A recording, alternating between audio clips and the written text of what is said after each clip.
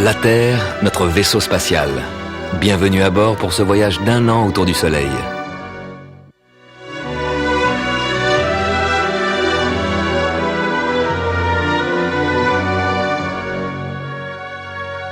C'est vrai, on tourne autour du Soleil, mais pas sur un cercle, sur une ellipse. Et c'est maintenant, dans les premiers jours de janvier, que nous passons au plus près du Soleil. Mais alors pourquoi fait-il si froid ?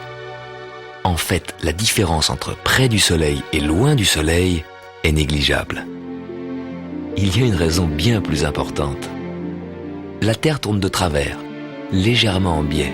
Son axe n'est pas vertical, il est incliné sur son orbite.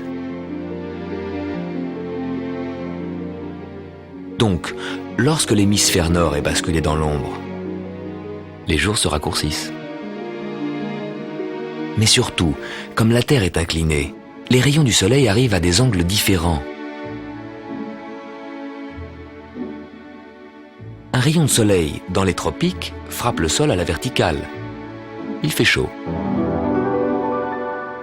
Ce même rayon de soleil dans l'hémisphère nord arrive en biais.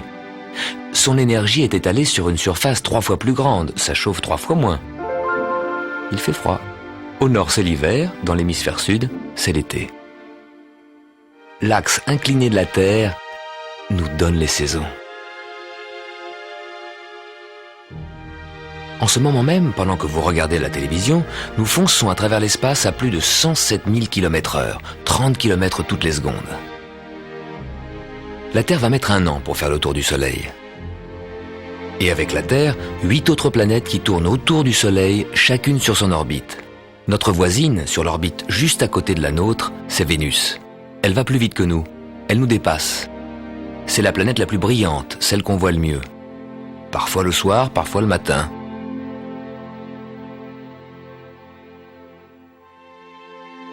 Pourquoi le matin ? Nous voyons Vénus à droite du Soleil. Vu de la Terre, voilà ce qui se passe le matin. Nous voyons la portion du ciel où se trouve Vénus. Vénus apparaît à l'horizon bien avant le Soleil, quand il fait encore nuit et que le Soleil, à gauche, est encore en dessous de l'horizon. Voilà pourquoi, dans cette position, nous voyons Vénus le matin, à l'aube. Puis la Terre continue de tourner, le Soleil apparaît, il illumine le ciel et on ne voit plus ni les étoiles ni les planètes. Et nous continuons notre croisière à bord de notre planète, la Terre. Sur l'orbite prochaine, à gauche, la Terre a une voisine qui va plus vite, qui fait du 125 000 km/h, qui nous double. C'est Vénus. On l'appelle l'étoile du berger, mais ce n'est pas une étoile, c'est une planète. Quelle est la différence entre les planètes et les étoiles ? À première vue, on ne voit pas de différence. Pourtant, les étoiles rayonnent, comme notre Soleil, et les planètes ne rayonnent pas, mais renvoient la lumière du Soleil. Elles font partie de notre système solaire, elles sont proches. Les étoiles, elles, sont très loin. Nous ne pouvons pas les atteindre. Voici Sirius, à côté d'Orion, une des étoiles les plus proches. Même cette étoile, si proche, est trop loin pour nous. Si notre vaisseau spatial Terre quittait son orbite pour sortir du système solaire et se diriger vers Sirius, toujours à notre vitesse de croisière, il nous faudrait 80 000 années pour l'atteindre. Alors que pour Vénus, à la même vitesse, il suffirait de 16 jours. 80 000 années pour Sirius, 16 jours pour Vénus. C'est la différence entre l'univers lointain des étoiles et notre système solaire avec ses planètes, toutes proches.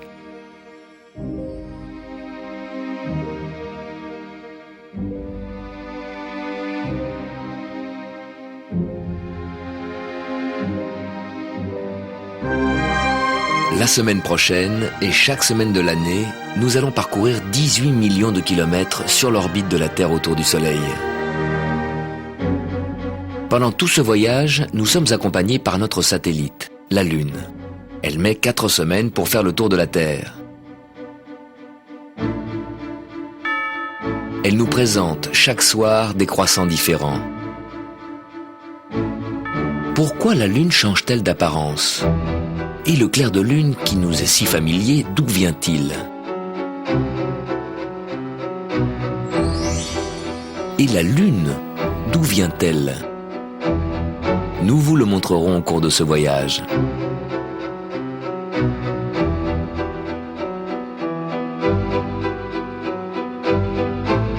Pourquoi la Terre tourne? Et comment voir qu'elle tourne? L'ombre d'une maison qui se déplace au cours de la journée, ou les rayons de soleil qui entrent par la fenêtre et qui glissent lentement sur le sol, c'est comme ça que tous les jours, à tout moment, sans instrument astronomique, vous pouvez voir la Terre tourner.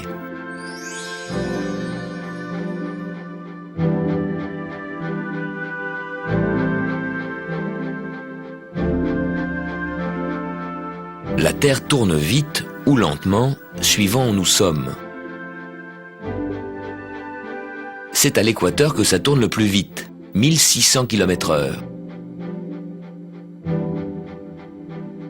C'est là, à Kourou, en Guyane, et dans le sud des États-Unis, à Cap Canaveral, qu'on lance les fusées dans l'espace. Parce que les 1600 km/h que la Terre ajoute à la vitesse des fusées, c'est déjà autant de gagné. Au pôle Nord, tout près de son axe de rotation, la Terre ne tourne plus qu'à 3 km/h. On pourrait marcher aussi vite que la Terre tourne. Et dans l'hémisphère sud, pourquoi nos amis australiens ne tombent-ils pas dans le vide? Grâce à la force d'attraction de la Terre. Elle fut découverte au XVIIIe siècle. Une pomme serait tombée sur la tête d'Isaac Newton, qui alors se demanda pourquoi? Parce que la masse énorme de la Terre attire la petite masse de la pomme. Et pourquoi alors la Lune ne tombe-t-elle pas sur la Terre et la Terre dans le Soleil? Newton nous le dira au cours de ce voyage. Nous vous montrerons les étoiles. L'une d'entre elles, l'étoile polaire, se trouve dans la prolongation de l'axe de la Terre. Durant toute la nuit, le ciel et les étoiles semblent tourner autour de cette étoile polaire qui, elle, reste immobile. De tout temps, ce fut un repère fiable. Pour Christophe Colomb, qui naviguait vers les continents inconnus, et pour les Égyptiens qui érigèrent la Grande Pyramide.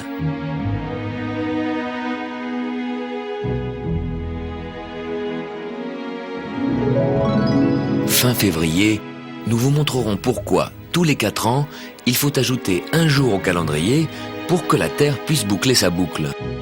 Ainsi, tous les 4 ans, nous avons une année bissextile, qui a 366 jours.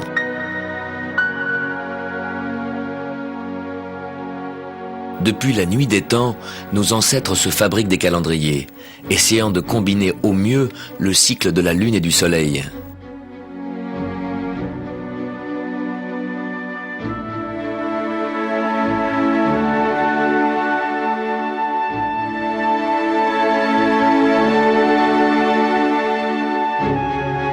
Parfois, Lune et Soleil se rencontrent. Le deuxième week-end de mars, il y aura une éclipse du Soleil en Sibérie. Mais nous vous la montrerons ici.